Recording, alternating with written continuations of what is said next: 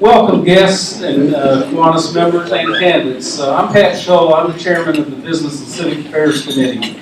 As you know, Kiwanians are interested, engaged, and active in community affairs, and we appreciate the candidates here today that they have an interest and a willingness to serve, and we really do appreciate that. Candidates, I'm going to introduce you by name, if you could just wave to the crowd so they can pick you out. And we'll start with Todd Golan, Eric Heisch, Susan Lodahl, Kistan Raju, and Karen Reed Wright. Before I turn this over to the moderator, Ken Marsh, let me say that in this particular election, this cycle, the Board of Education has one 2-year term to be voted on. Mr. Heisch is running for a 2-year term. This was necessitated due to some resignations and appointments that occurred during this tour duty of the Board of Education. The other 4 candidates are running, the other 4 candidates are running for a 4-year term, in which you'll be able to select 3. And that, so get all that straight. That one 2-year term, he's running unopposed. 4 candidates running for a 4-year term. You can pick 3 when you go to the polls. And then we'll get everything back on cycle. So without further ado, I'll introduce our moderator, Ken Marsh.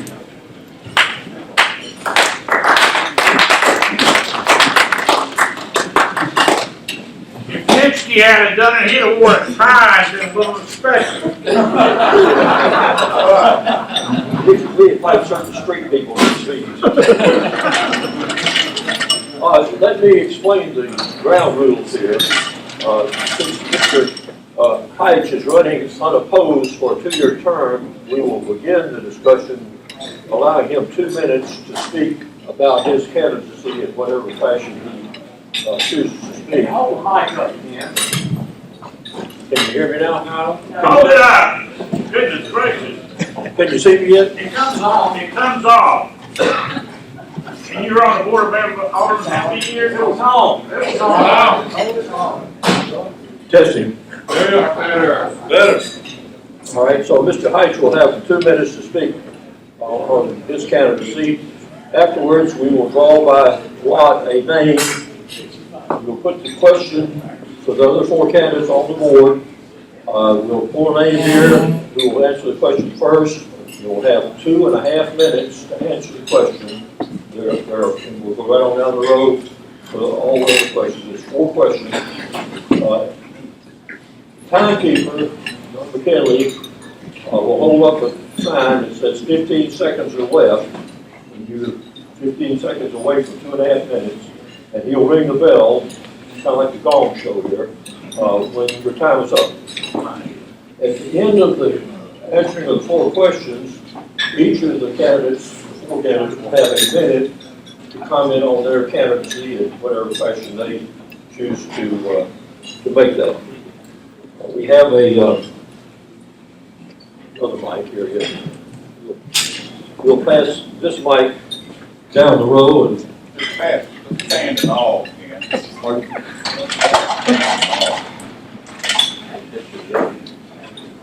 oh, wrong one. We got more mics to go about.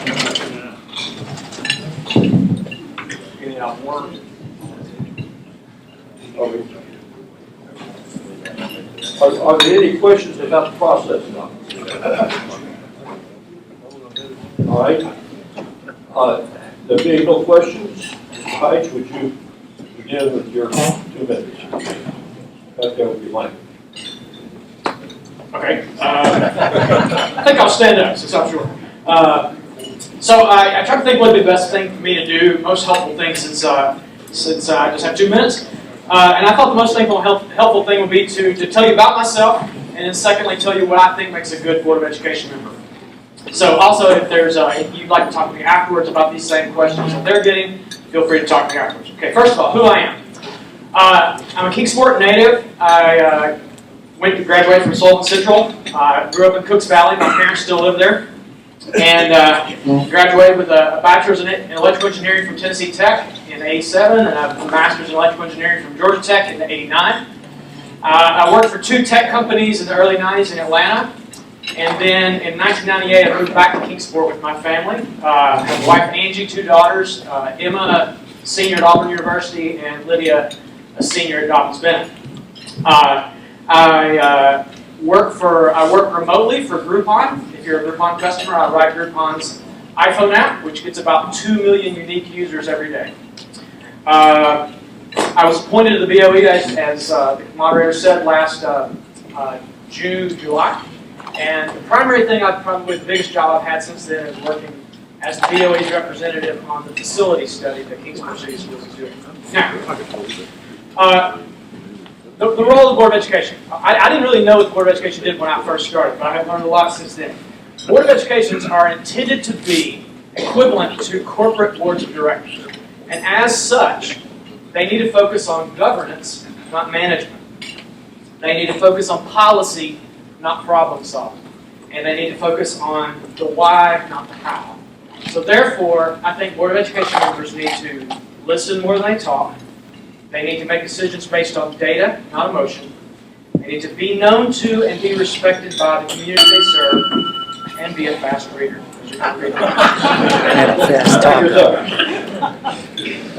And we will now move on to the first question. And the first question requires a little bit of explanation. It deals with the subject of maintenance of effort. And for the Kiwanians, maintenance of effort is a Tennessee law on school funding that says if a municipality like Kingsport voluntarily puts additional money into the school system for operations, not capital, for operations, that money can never be reduced. So it's kind of like a permanent addition to your budget that either is stable or goes up if indeed the governing body increases that figure one year or another. So by way of explanation, that's what maintenance of effort is. So the question to the panel is, over the last several years, the Board of Education has continued to request additional funding annually for the city, from the city, above the current maintenance of effort level. Does the school system have a financial management problem, or is the current funding level inadequate despite the stable student enrollment? And by lot, the first question goes to Mr. Golden. We need some votes. Yeah, Mike, there you go. Can you reach us all? This one? Sorry. That's a really good question. Having been on the board at the same time that Mr. Heish was appointed, I was not here for previous budgets, so I wouldn't be able to speak to that. But as far as saving money, I believe we absolutely should. Recently we had the energy proposal which was actually passed but then rescinded because we partnered with Eastman to help save money within the school system to save us in energy costs. I helped facilitate that and contacted Eastman in driving that forward. And up front it was $1 million savings just not doing the contract with the company that was going to do it. The back end is going to be all the energy savings that we have. So I believe that we can do more with less. I believe that beginning with a zero-sum budget or beginning with a set budget is incumbent. That we should not try and increase above what we are currently spending. So no, I don't believe that we need to continuously increase funding above and beyond what we've been given. I believe that we should be able to do more with what we have. And I believe that we can do that by looking at savings, by looking at combining resources in certain regards, by looking at partnering with some of the community members. He's a large partner with us. And I think they recently said that they're tired of being the ATM, so to speak, but they're willing to offer up resources in the form of manpower to help us and help other community or other people in the community partner with them anything that they can do. So I believe that's my answer, and that'll yield back the rest of the time. Ken, could we ask the candidates to stand when they talk? Certainly, if you choose to stand, please feel free to. The next responder will be Karen Reed Wright. I will be new to this budget process. I have only served as an interim principal. So this is going to be a difficult question for me. But my stand on this will be, I do believe we need to stay within our budget as much as we can, only going to the Board of Mayor and Aldermen when we absolutely have to. I want to go back. I did, as the interim principal at John Adams, have the experience of going as that principal to ask for what we needed for that school. So that has been my experience on the board, going that far in the budget process. So I knew what I needed for my school. So I have not had experience beyond that. But I'm willing to learn as a board member and will learn. I'm a quick study. So I will learn beyond that. But I do feel that we need to be very, very cautious in what we do spend, what we do need, what we do want. And I yield my time to the next person that answers. That will be Dr. Rushu.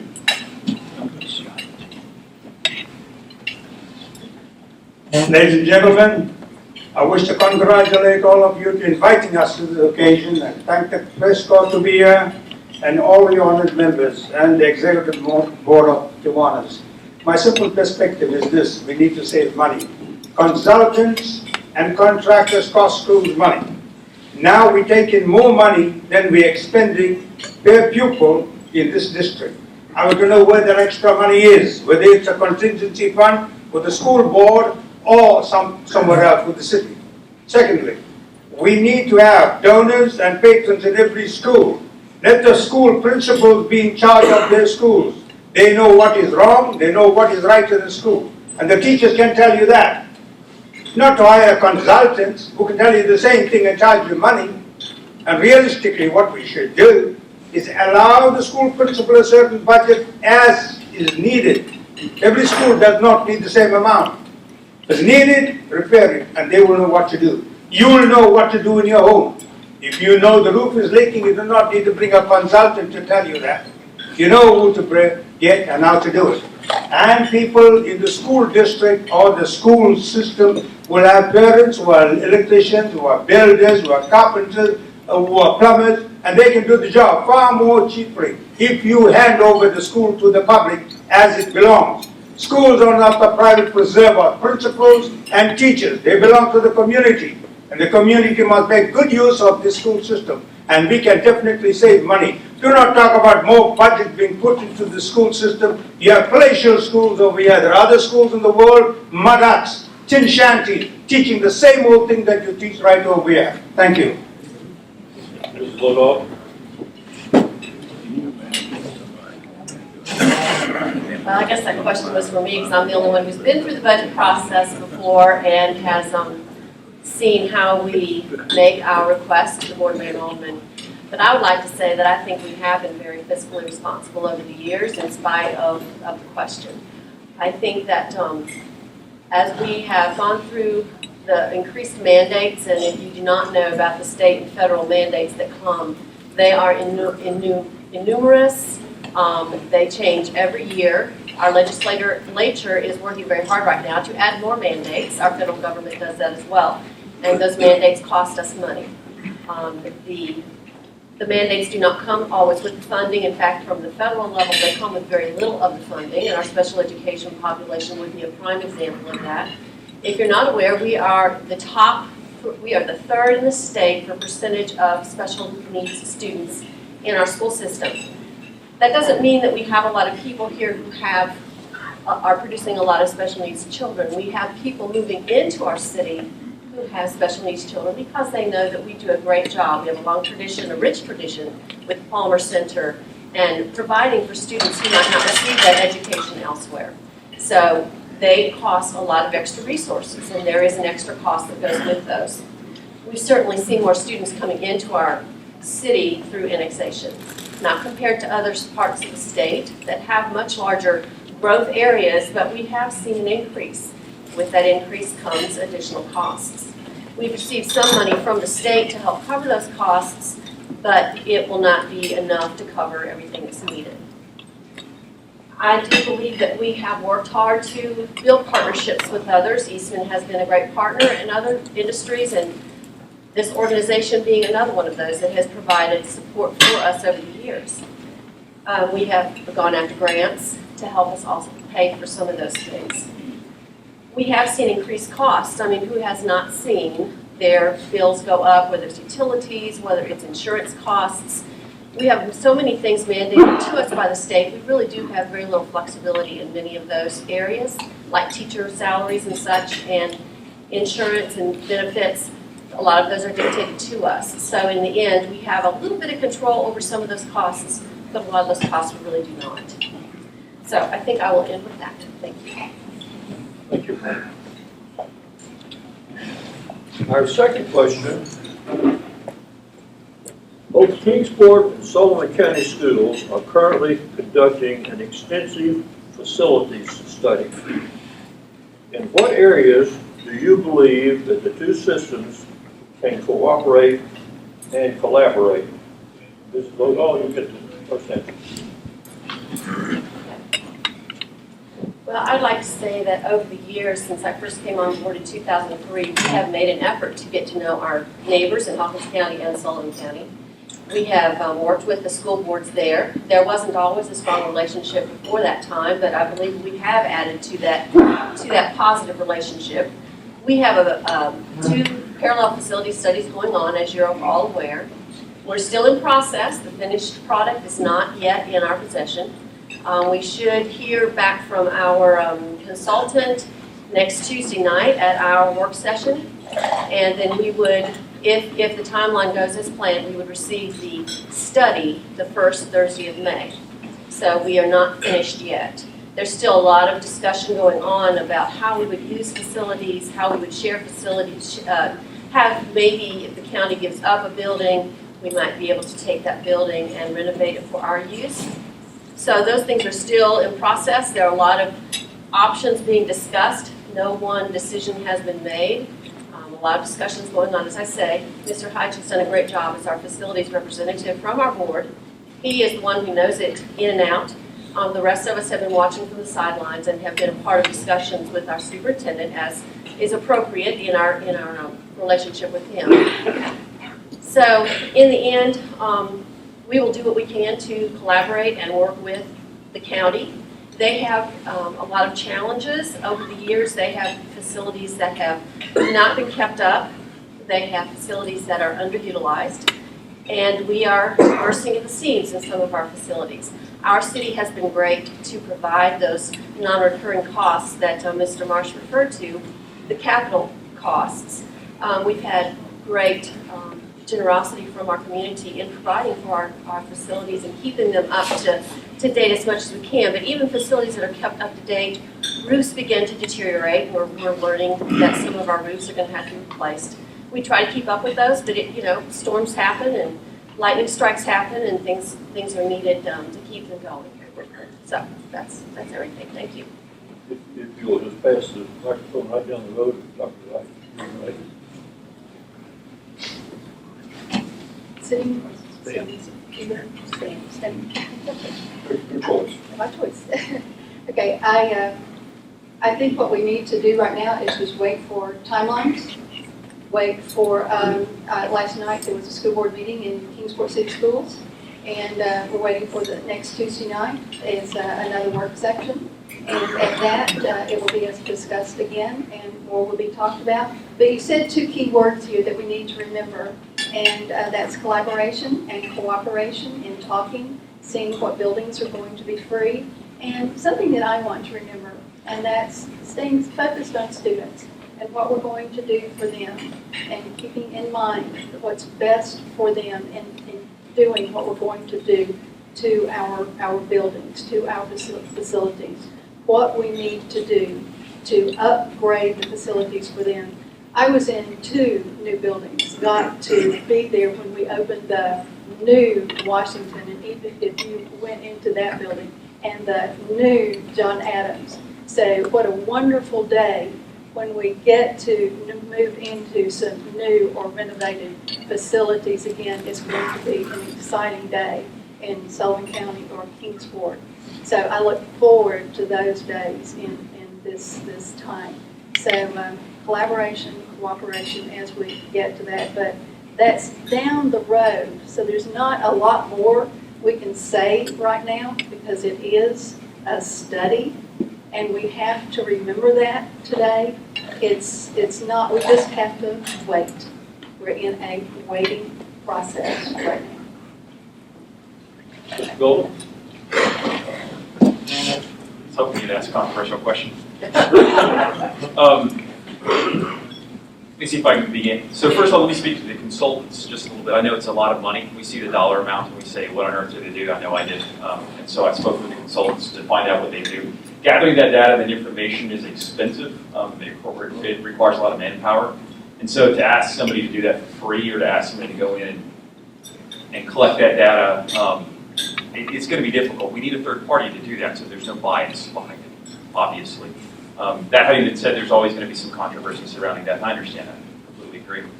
That data, that information will be used on a basis of looking at the potential for collaboration. Do I believe we need to combine the two school systems completely? No. No, I think that creates a little bit more problems than it solves, but is there collaboration? Absolutely. Does it make sense to have a bus go down one road and take one kid down to a county school, and then a city bus go down that same street and take that kid to a city school? No, that doesn't make any sense. So I believe there's some collaboration there, especially within the metro area, where we can create that.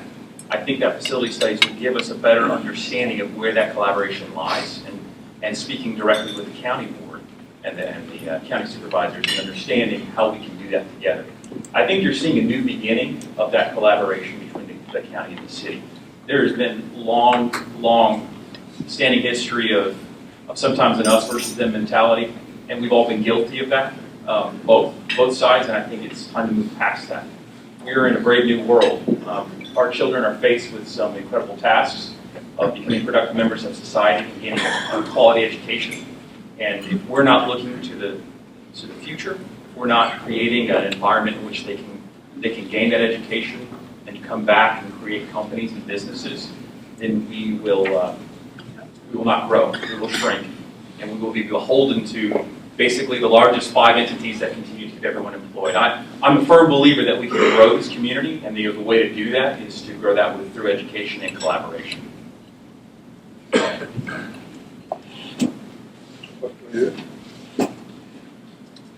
My answer is going to be simple. We need collaboration. Obviously, it's cooperation. Without cooperation, we're not good collaboration. Collaboration is the meeting of the minds. You have the ideas in your head. Is it good or bad? The only people who can tell us that are school principals. They are there at the cutting edge. I know about school consultants. I handle thousands of them as a Minister of Education in South Africa, or with 12 million kids. Point is, we must understand that the information that the consultants get are in the internet, and they'll get from schools and principals. If you talk to the principal and ask them what's wrong with the school, should we get together, whether this bus goes over with 1 kid or 10 kids, they will be the best people to answer that. Use their knowledge and their intelligence. Do not keep them aside. Call the principal. School board members only and the superintendents do not make the information come true. We need the parent. The only constant in a child's life is the parent. The second is the teacher. The third is commerce and industry, where they will get the jobs and work for a living in this country. Get them together. Let us collaborate. Don't then sit over there with 4 or 5 people with your own simple ideas and thinking that you're going to get all the answers. You need everybody here to do that.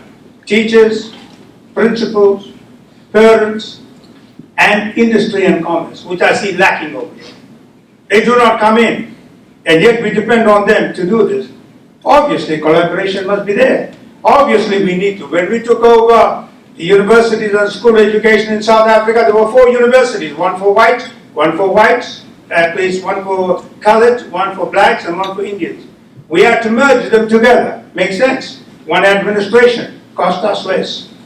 We don't need to talk about these things. Let's do it. Let's get action going, because if you get the principle, these are the leading figures who will tell you.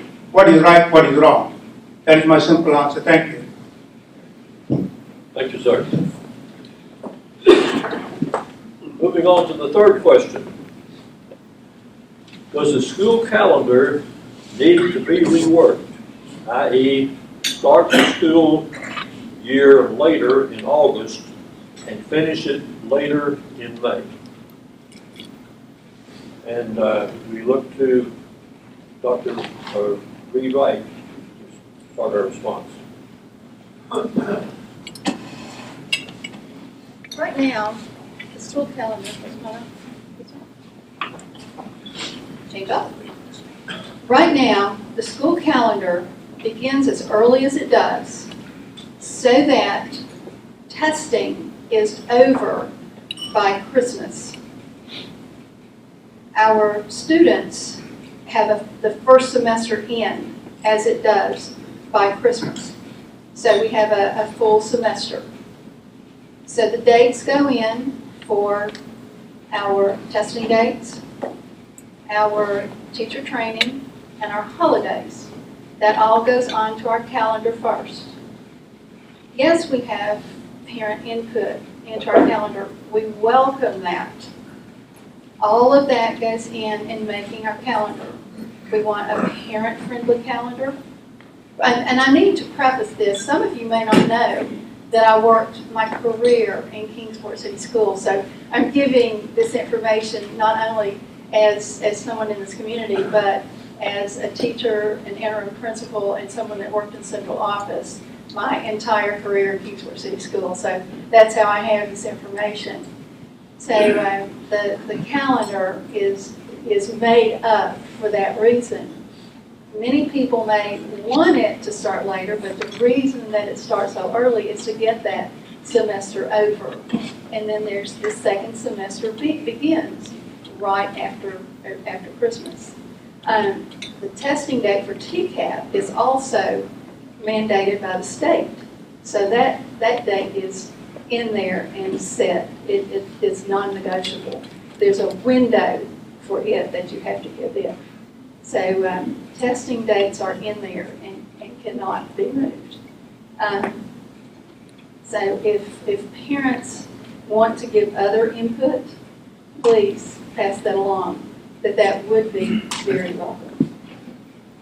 Ms. Lodo?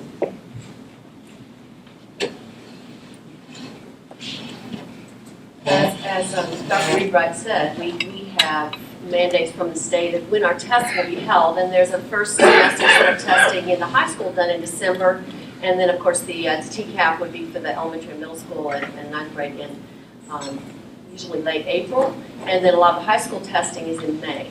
So unfortunately, we live in an environment where testing rules our lives.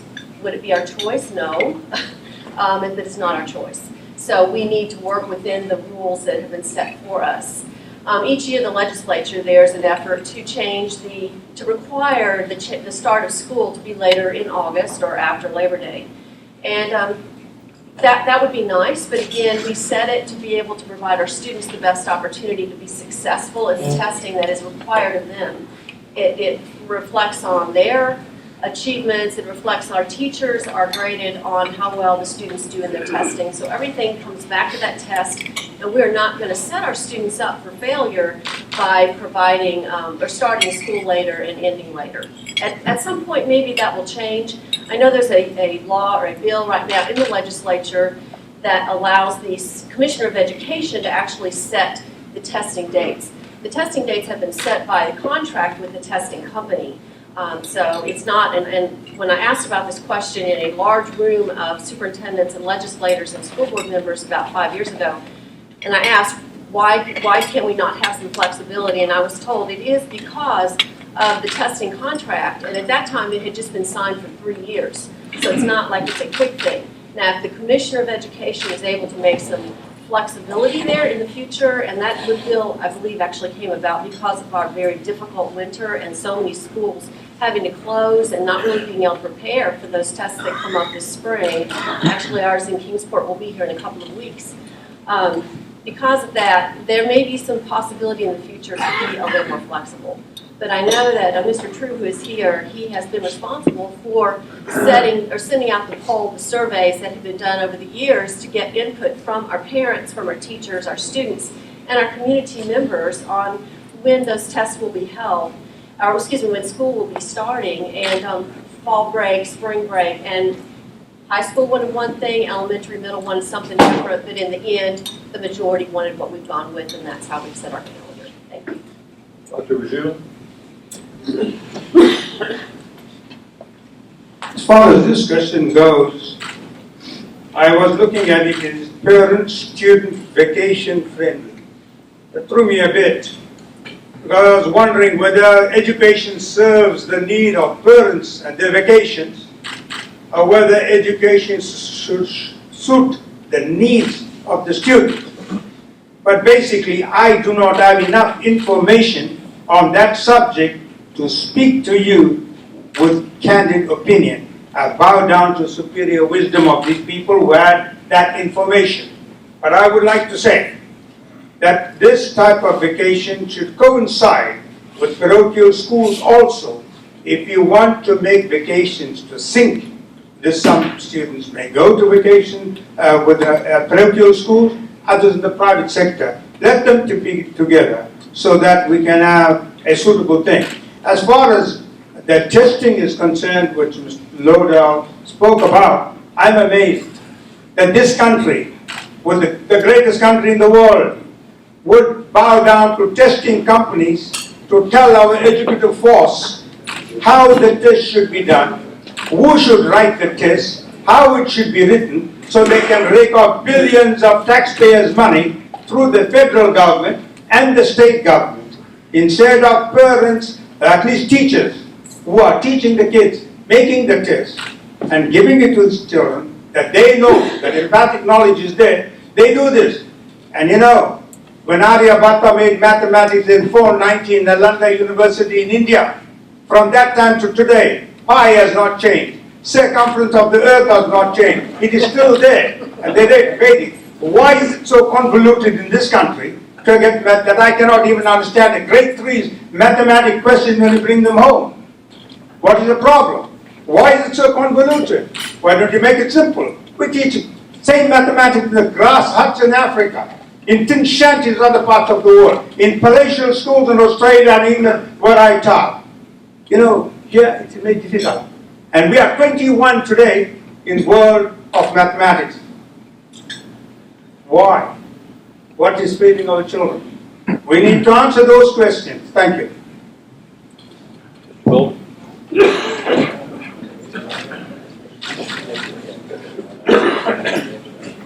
Rousing. The answers have already been made as far as the reason why we have the calendar the way it is. We obviously, Andy is the one that I know we've been through this process before. We begin right there at Christmas and then works 90 days forward, 90 days back. And understandably, I've got 5 kids, so I understand all too well about trying to plan vacations. And it's very challenging with that schedule, and this is probably the #1 topic I get my ear burned off by a parent. I'm empathetic. I am sympathetic. I completely understand. By all means, if it wasn't for the testing schedules and for that, I'm a huge fan of let's move this and make this more conducive to families. We send out a poll about every 2-3 years, asking people what would they like to do and change, and consistently the majority has come back and say to leave it the way it is. And so this is kind of the majority rules. Whether that is or isn't, I'm just telling you this is the way that we ask the questions. When we had the changes that came up, we sent that out, we put it up online, and asked everyone for feedback on this. We get mixed results. It's not a perfect process. I completely concede that, I understand that. And like I said, if there's changes to be made, I'm pretty sure you have a sympathetic board to make the changes here. It's not that we're inflexible on this. It's because we want to make sure that the kids have the proper amount of time to make sure that they take their tests with the amount of time. They don't come back from Christmas break and have forgotten everything they've learned, because we've all been there. We all forget everything, have amnesia in January. thank you. Moving now to the 4th and last question. What do you believe are the most urgent issues facing the school system, and how would you address them? Dr. Frazier, you have the first response. when I look at the beautiful children in this country, bright, eager to learn, and want to study. And when I look at the statistics as far as after matriculation, only 25% are ready for college or university, stated by 66% of the professors in the university of this country. Of the 25%, 33% needs remedial education. What is wrong with the system? I know Kingsport schools have done well, you say. They have taken a study of 2,000 schools. There's 24,500 schools in the high schools in the United States, okay? All right, albeit we are proud of them. I wonder about those children who are failing. Those children who are leaving school, the dropouts, 44% throughout the school life. What are they doing? If this nation cannot educate its youth for the world of work outside, then where is the point in having education? Everybody works, whether you're a teacher, a doctor, a lawyer, scientist, doesn't matter. You work. And if they cannot work here, where do you expect these children to go to get jobs? Why are we bringing thousands of students and people from overseas and giving them jobs in this country when this educative system cannot educate its pupils to take the jobs after schools? Where are the vocational technical education schools in Kingsport? For those people who want to be builders and electricians and plumbers and carpenters, so that after matric they can get a certificate after 4 years and go outside and get a job. Now they have to fend for a job looking all over. So is this nation in its educative system failing our youth of the future, so that the prosperity, as Parker said, lies in the future of those students today? The prosperity of this nation lies. Education is the bastion of the future civilization of this country, future intellectual progress of this country, and future economic progress of the entire nation. If we cannot do that, we are failing ourselves. And what I would suggest, give teachers more pay. Why are you giving teachers less pay? I saw the school board's announcement of why we should give our superintendents the highest pay here. How hard he works, how much he goes and travels all over, how empathic he is. Put that same situation into the teachers. Thank you. Mr. Golden?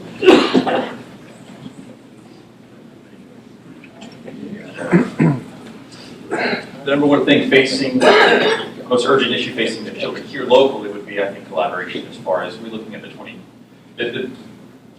when you look at the problems that are facing our children, it's jobs, obviously. It's how are we going to create jobs in the environment, and how are we going to make sure that they're educated properly. I love that Mr. Heisch is on the board with me because of his technological background. I have a business background. Ms. Lodahl has an education background, and I think together as a collaboration of understanding, you have an administrator, you have business background, you have technology background, and what are the jobs that our children are going to have when they get to be our age, and it's going to be in those environments. It's a brave new world. If you look at the way healthcare is being coalesced behind a central entity, you look at the contraction of jobs in the market, you see larger and larger conglomerates and less entrepreneurial ability and upward mobility. And if you do not create those new entrepreneurs today, if you do not create that and foster that environment of inquisitiveness, of children wanting to start business, to become that engine, then you kill the future.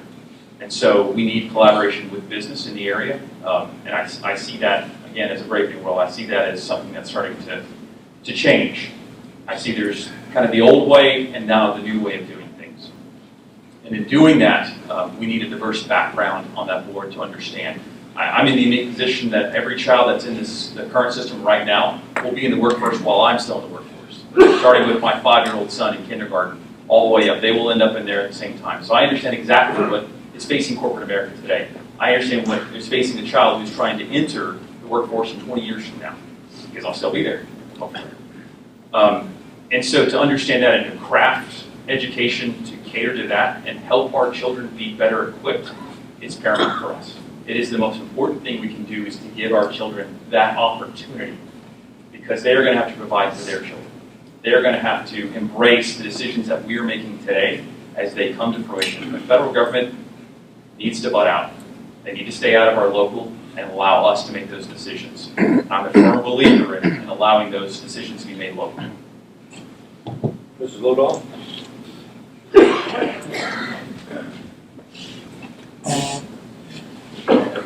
I would say that some of our most urgent issues and challenges come first from our socioeconomic status in our community.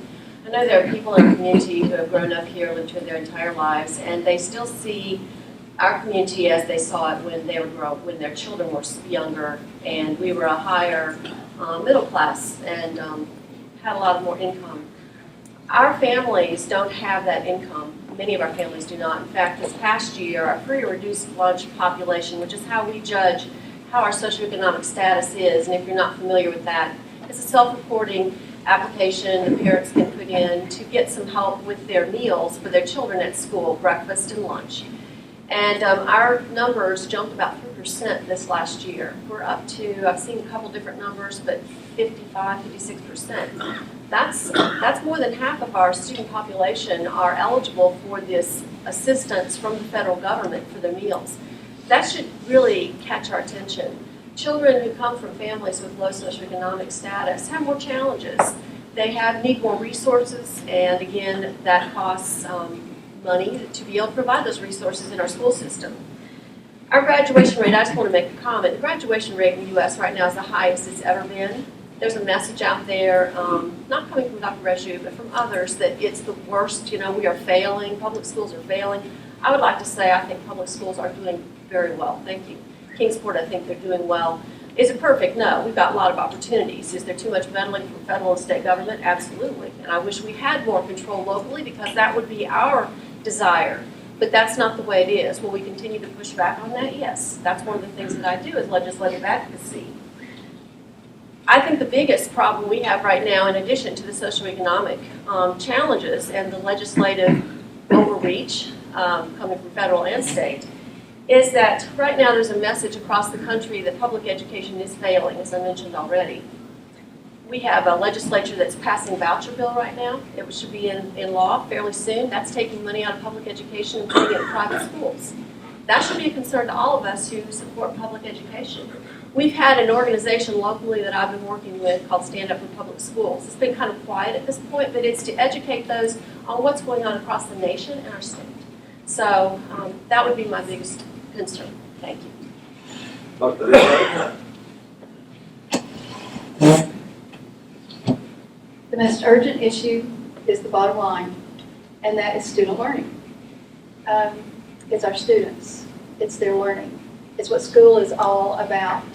And with that comes quality teachers, hiring quality teachers, involving them in maintaining that once we have hired them, getting the best in Kingsport City Schools, maintaining that through constant staff development.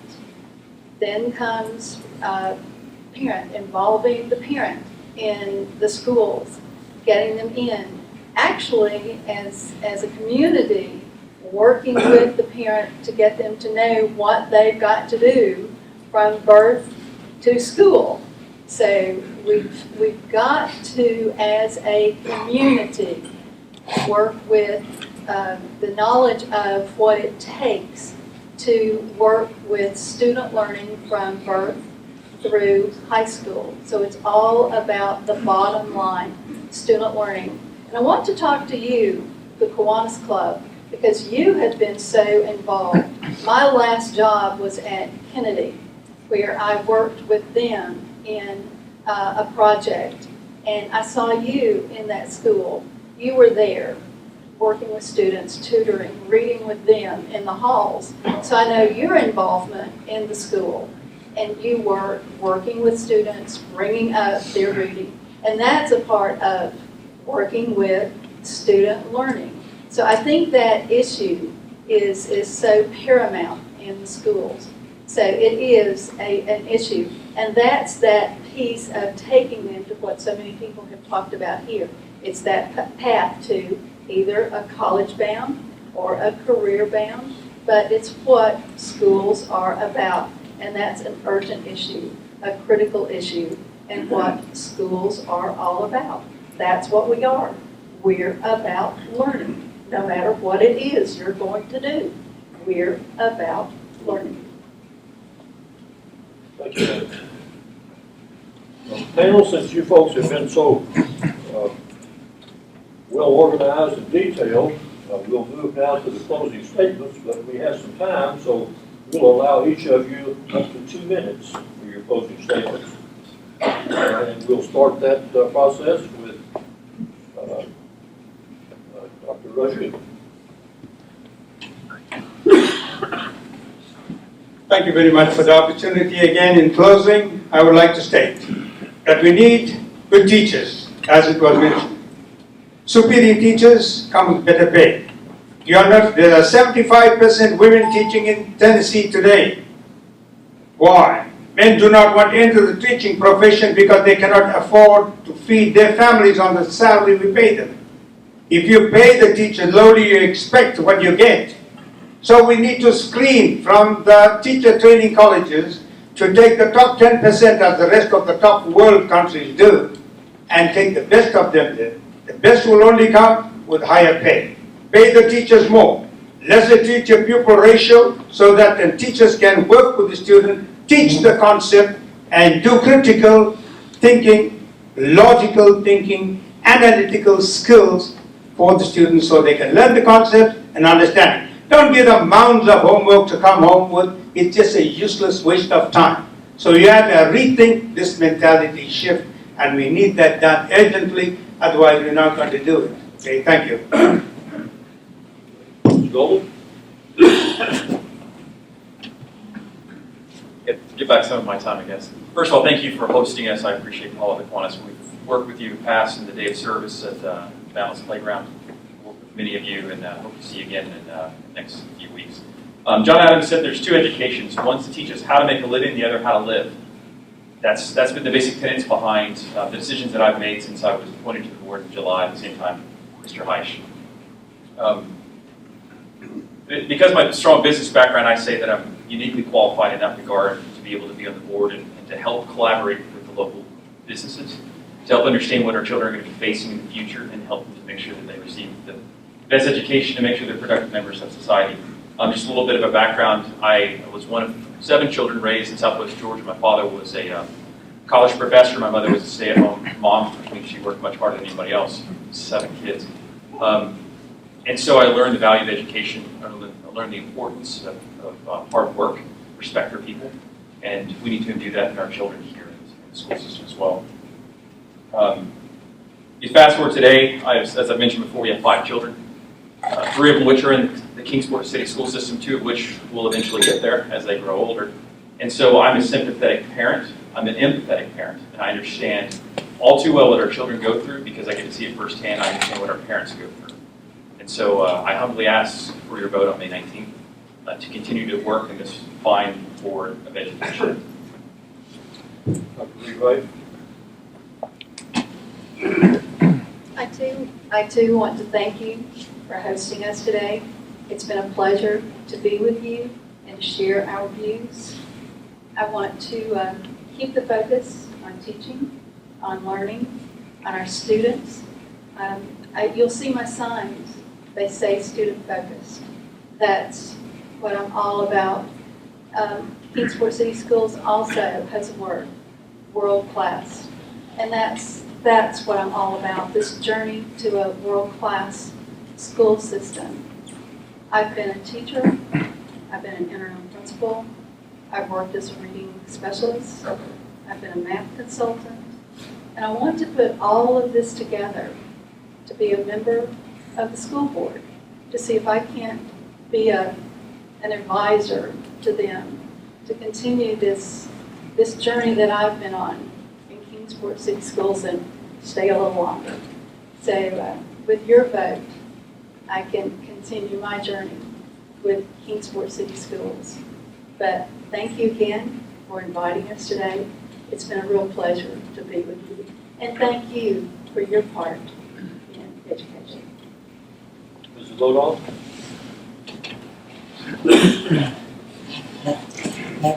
I've been honored to serve on our Board of Education since 2003. And during my service, I've taken advantage of many opportunities to learn more about legislative advocacy, the process, and education issues that we are looking at.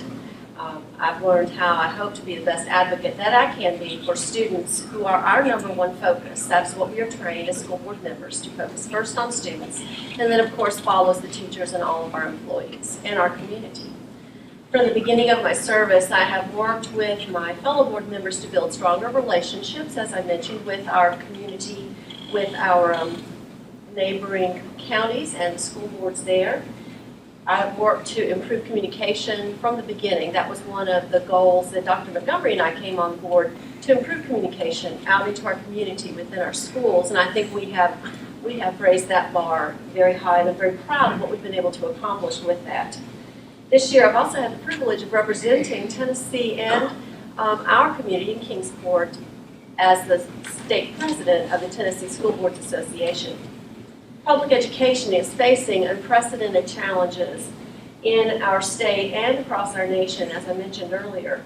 My desire is to use the knowledge that I have gained through my advocacy, through the efforts, things that I have learned, and use that as a leadership and support for our community and our school system to be able to continue to provide that support for public schools.